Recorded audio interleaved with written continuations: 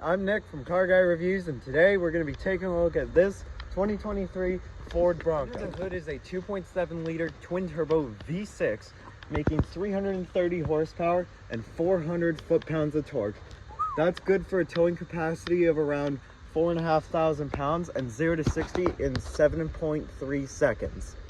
The interior is very spacious, with room for people up to 6'8", which is pretty good because most people in Canada aren't 6'8". So this is the key for the Bronco. It's a standard Ford key, except it says Bronco on it instead of Ford like every other key from this era. Now I'm gonna hop in and start it up. My cameraman's gonna go around to the back to the exhaust so you can hear it.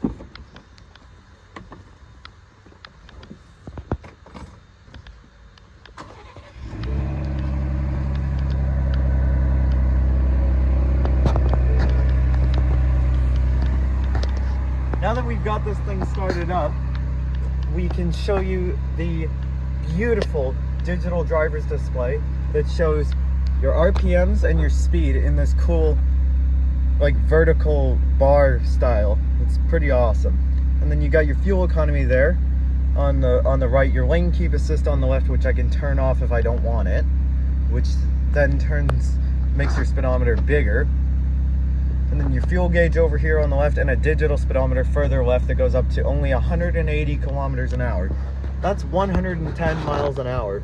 That's pretty crazy. The owner of this Bronco got it from Polito Ford Lincoln in Lindsay, Ontario. Polito Ford is a great dealership with friendly staff, and they are one of the only shops in Canada that works on Ford GT supercars. How cool is that? Now that we've got this thing running, I'm going to show you what it looks like under the hood and show you what to expect with this thing running.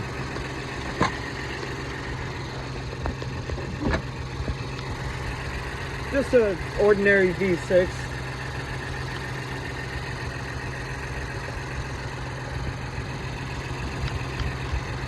This car is an Outer Banks, and it has the Sasquatch package as indicated by this little Sasquatch writing here and the little Sasquatch down here. The Sasquatch package gets you Bilstein shocks, big meaty 35-inch Goodyear Territory MT tires.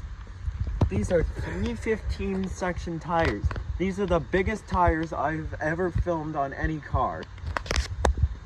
Underneath, you get a lot of reinforcements to take a beating on the trails. It also comes with front and rear locking differentials and trail turn assist, which is a cool little feature that when you're in low range holds the brakes on your inside wheels and sends more power to your outside wheels so you can get around a corner as tight as possible, kind of like a skid steer. Now that we're done up front, we can come around to the back where we find a 35-inch spare tire on the back of this outward swinging trunk. It swings out in two parts. The rear door opens, and then you can lift up this glass piece, which also comes off with the roof. And then you can see the inside is very spacious. You could easily put a chair or a desk, anything you need. My cameraman's reaching out as far as he can, and he can barely touch the back seats. Now to close this, it's a certain process. You can't do it either way. You have to do it this way. You have to close the glass first, and then close the big tailgate.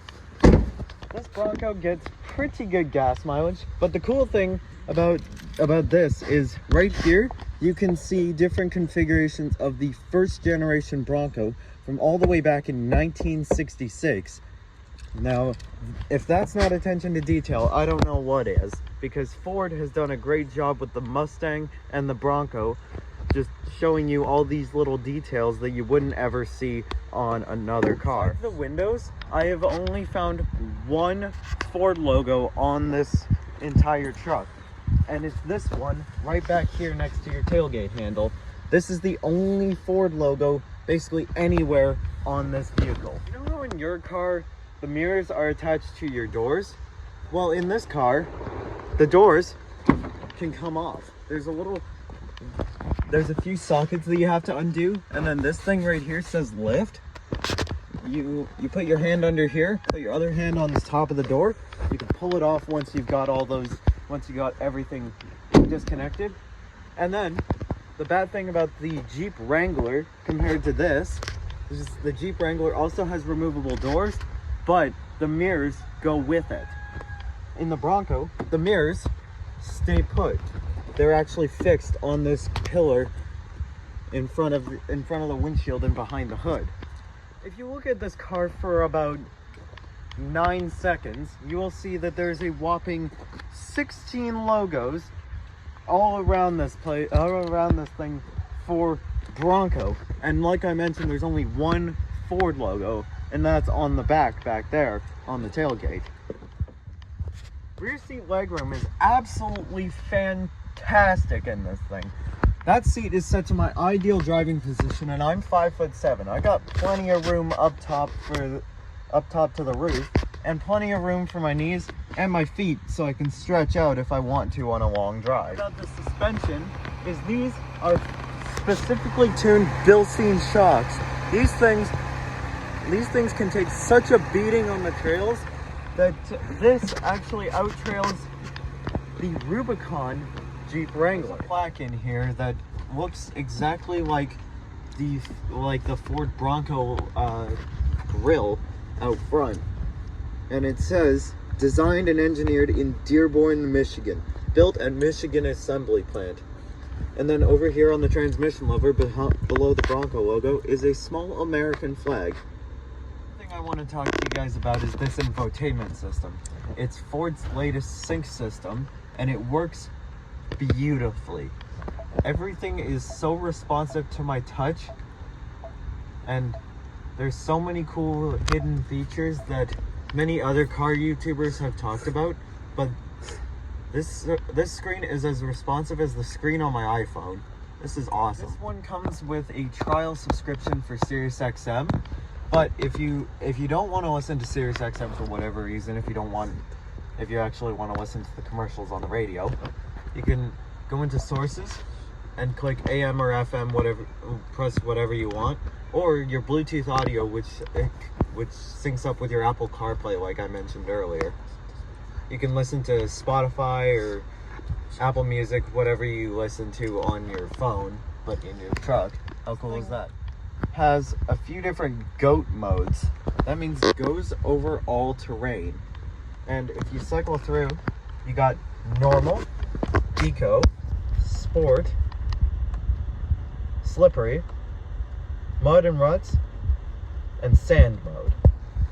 Each of these has its own certain features, like the trajectory lines on your front camera that show where your wheels are pointing. You see I'm turning my wheels right now. I'm in sand mode right now. You see when I turn the wheels, these little tread lines go in different directions to show which way I'm going. And it puts it in 4 high, turns off traction control, and locks your rear differential. But let's say I'm going through some very slippery weather. We have 4-wheel drive auto engaged, which it's primarily rear-wheel drive, like most all-wheel drive systems. It'll send power to the front wheels if it detects a slip. But sport mode is another one with the 4 auto feature.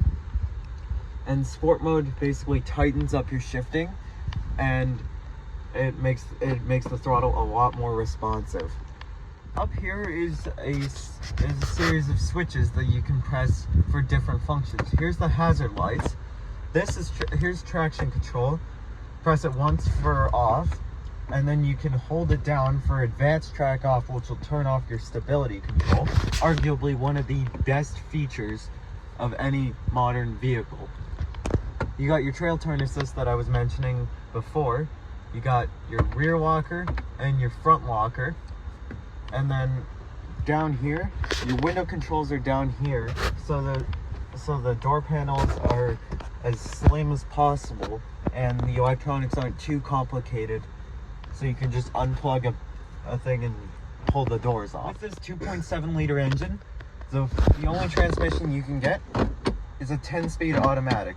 It also comes with a manual mode.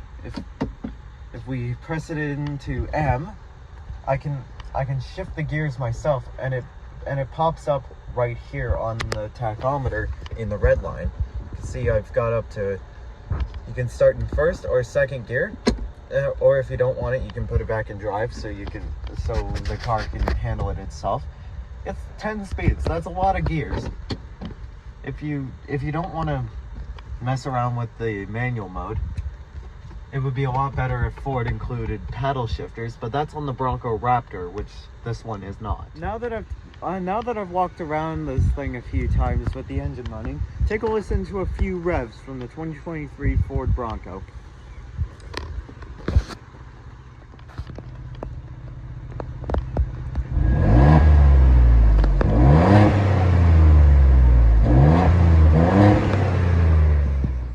On your front camera, you have a washer jet that engages when you press the wash button on your windshield wiper stop.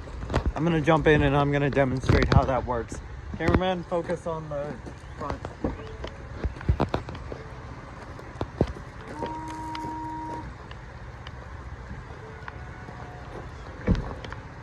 That's intended so you can actually see where you're going on a trail that's pretty difficult to navigate. Unfortunately, I can't drive this, but that'll do it for me. This has been Nick from Car Guy Reviews. I'll see you in the next one.